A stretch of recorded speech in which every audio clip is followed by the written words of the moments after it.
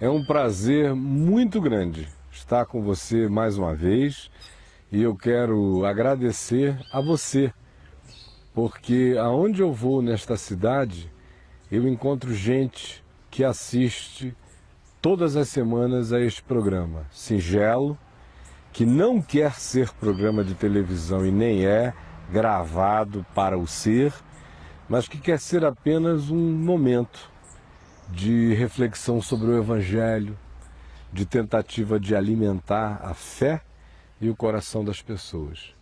Então, aonde eu vou, eu encontro todo tipo de gente, de pessoas extremamente simples, garis, varredores de rua, que me dizem que assistem o programa sempre. Assim como eu encontro autoridades de todos os níveis do poder constituído assistindo sempre. E encontro jovens, encontro adolescentes, encontro pessoas de meia idade, idosos, um espectro imenso de pessoas vendo, ouvindo, sendo beneficiadas. E é assim que vai continuar a ser na graça de Deus, com simplicidade, com singeleza e trazendo o Evangelho a você, porque esta é a única intenção. E o que passar disso seja anátema, como se diz na Bíblia, ou seja uma coisa que não faz sentido, que é por si só maldita, que não vale a pena. Eu quero ler hoje no Evangelho de Lucas, no capítulo 8, no verso 40, é uma passagem que diz que Jesus encontrou a multidão com alegria e todos o estavam esperando. Eis que veio um homem chamado Jairo, que era chefe da sinagoga, e prostrando-se aos pés de Jesus, o que era uma coisa impensável para um judeu naquela época, prostrar-se aos pés de um homem, porque é isso que está acontecendo diante da visão de todos, veio Jairo, o chefe da sinagoga, e prostrando-se aos pés de Jesus, lhe suplicou que chegasse até a sua casa. Pois ele tinha uma filha única de uns 12 anos que estava à morte. Aí Jesus está indo com ele, uma multidão se aglomerando e cercando, todo mundo apalpando, pegando em Jesus, quando de repente, no meio daquele alvoroço, surge uma mulher anônima, imperceptível, que de fato sofria de um fluxo hemorrágico, de um sangramento, há mais de 12 anos, e que já tinha despendido tudo quanto possuía com os médicos sem jamais ter conseguido ser curado. E essa mulher disse: se eu ao menos conseguir tocar na orlazinha das vestes de Jesus, eu serei curada. E ela veio por trás, esgueirando-se, meteu-se no meio da multidão e tocou.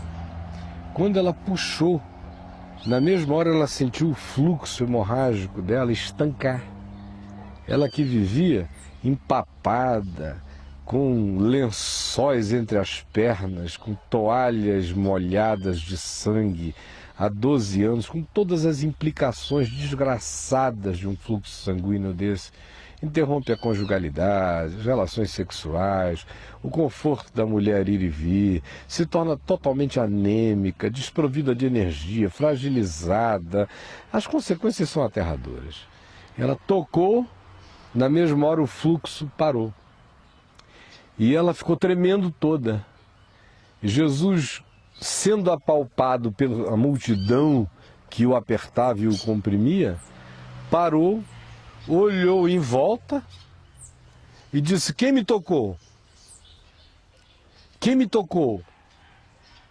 Aí Pedro achou aquela pergunta ridícula. Ele disse: Senhor, as multidões te apertam, te oprimem, todo mundo te apalpa. E tu perguntas: quem me tocou? E Jesus disse: porque eu senti que de mim saiu o poder. Porque tinha muita gente pegando nele, mas tocando nele só tinha uma pessoa. Pegar em benefícios espirituais Muita gente pega tocar e apropriar-se só quem o faz com fé. Aí a mulher, não podendo mais ocultar-se, diz o Evangelho que ela se apresentou diante de todas e prostrou-se aos pés de Jesus, tremendo por inteiro, e disse: fui eu. Aí Jesus pegou a mulher e a levantou e disse: filha, a tua fé te salvou. Vá em paz. E a mulher prosseguiu. Enquanto a mulher ia embora e essas coisas todas se dispersavam em relação a ela, a viagem de Jesus prosseguia, no entanto, para a casa de Jairo, porque ele tinha uma filha única de uns 12 a 13 anos que estava à morte. Falava Jesus ainda com a mulher quando veio uma pessoa da casa do chefe da sinagoga, que era Jairo, dizendo para Jairo: tua filha já está morta, não incomodes mais o mestre.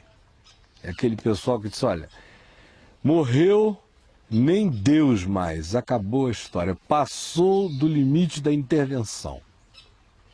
Mas Jesus, ouvindo isto, lhe disse: não temas, Jairo, crê somente e a tua filha será salva.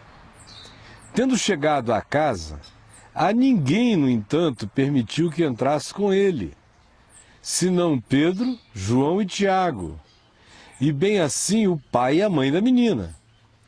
E todos choravam à volta da casa e pranteavam, e o texto de Marcos 5 nos diz que inclusive havia carpideiras de plantão chorando, todos choravam.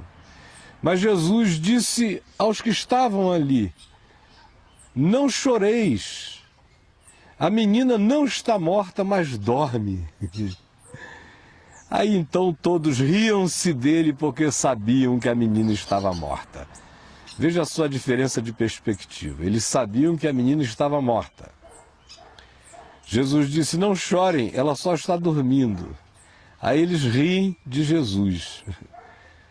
O homem frequentemente ri de Deus, sem lembrar que os impossíveis dos homens são possíveis para Deus.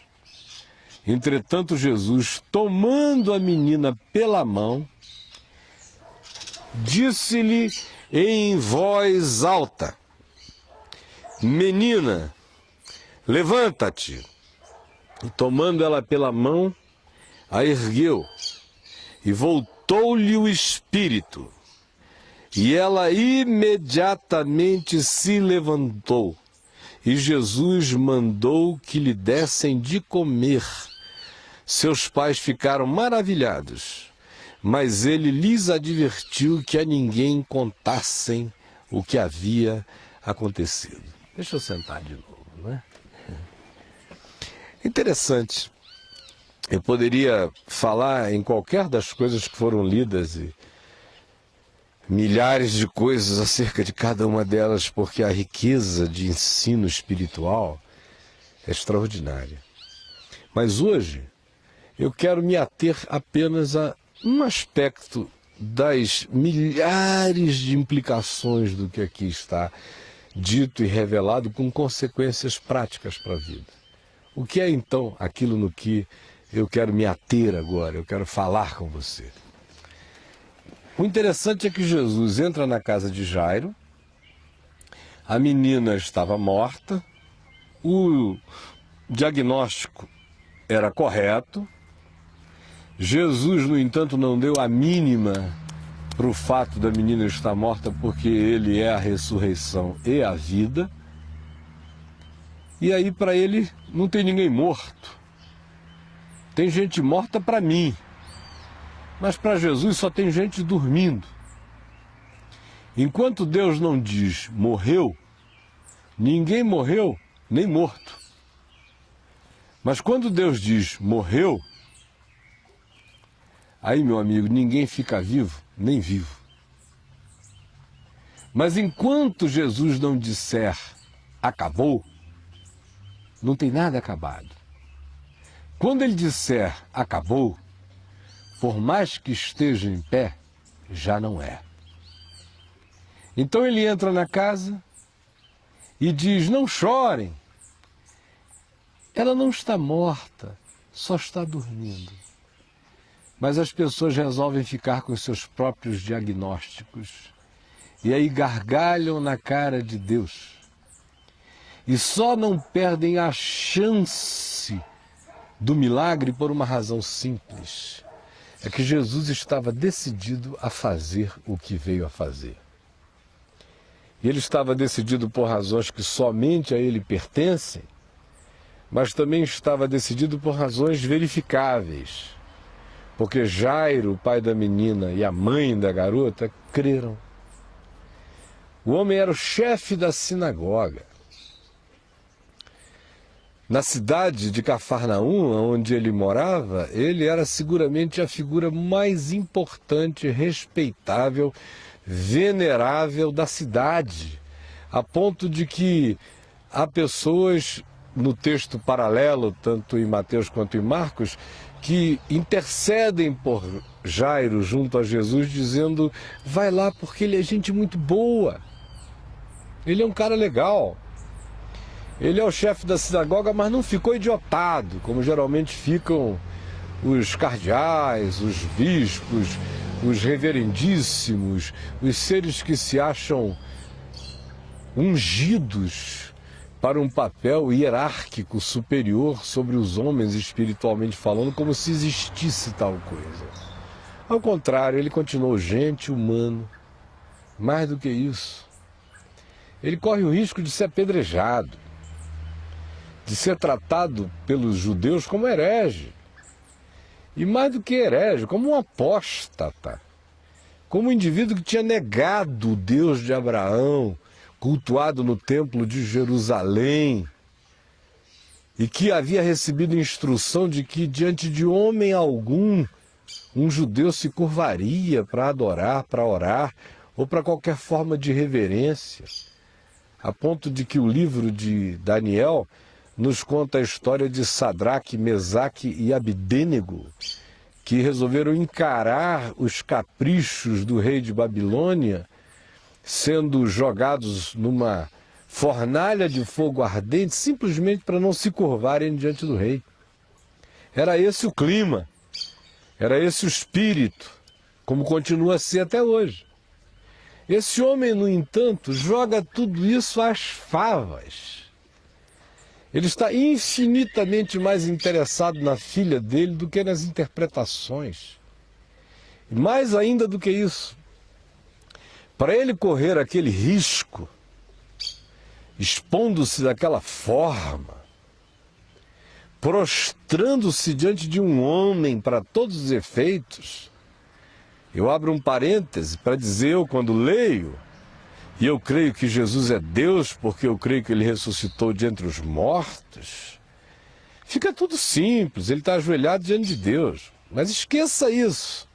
Lá em Cafarnaum, ninguém sabia que Jesus ressuscitaria de entre os mortos. Na melhor das hipóteses, Jesus era um profeta, o maior dos profetas, só isso. E vem um indivíduo e se ajoelha diante dele, como se ele fora Deus. Ora a ele, como se ora a Deus. Pede socorro a ele, como só se pede a Deus. Ora, isso é fé. É fé que chuta qualquer balde, que arranca da cabeça qualquer mitra sacerdotal. Essa aqui, por acaso, não é. Só um bonezinho, eu gosto dos bonés, não tem nada espiritual nisso aqui.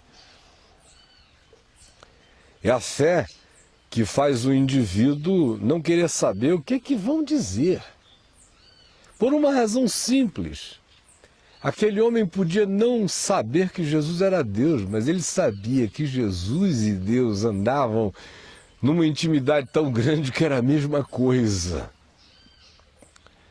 O fato é que ele faz como faz. E Jesus vai até a casa dele e ressuscita-lhe a filha. Por quê? Como eu disse, por razões que só Jesus tem, e também por causa da explicitude, da objetividade, da clareza simples da fé desse papai, Jairo, que corria qualquer risco para ver a sua filhinha salva da morte. Aí o interessante é que Jesus vai e levanta a menina, com todos aqueles aspectos que durante a leitura eu fiz menção a vocês.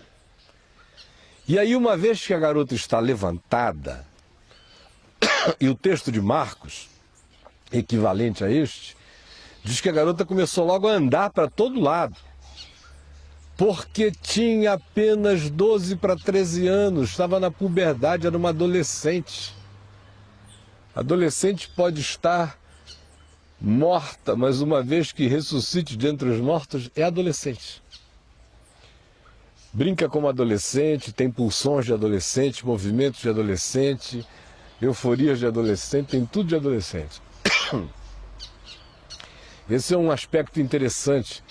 É o respeito que o Evangelho tem pelo fato de que cada idade tem suas marcas e tem as suas características. Agora, o que eu quero dizer não é isto. O que eu quero dizer é que Jesus, que ressuscita os mortos, manda dar de comer a quem ele ressuscitou. Não é interessante? A maioria das pessoas iria pensar o seguinte: se fosse um escritor de natureza extremamente miraculosa, desse tipo que superabunda nos meios religiosos cristãos, em todos os lugares, mas nesse país é um carnaval de milagreiros. Se fosse um desses a escrever essa narrativa, ele simplesmente iria falsificá-la por inteiro e dizer que uma vez que Jesus ressuscitou a menina, tão grande foi o poder que durante os próximos 3 anos a garota nem alimentar-se precisou.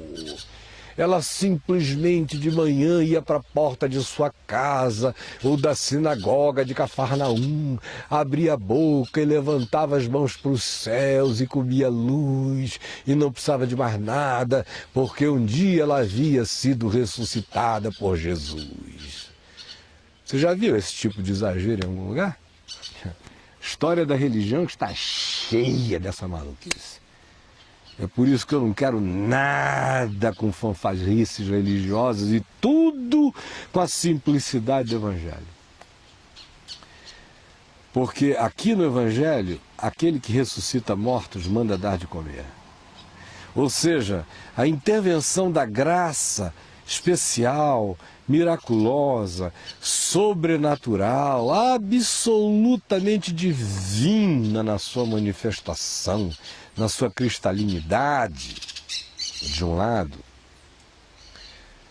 não prescinde de todos os cuidados humanos, físicos, com a saúde, com o bem-estar psicológico, com a continuidade da vida, com a qualidade do alimento, com o tipo de existência que a gente vive.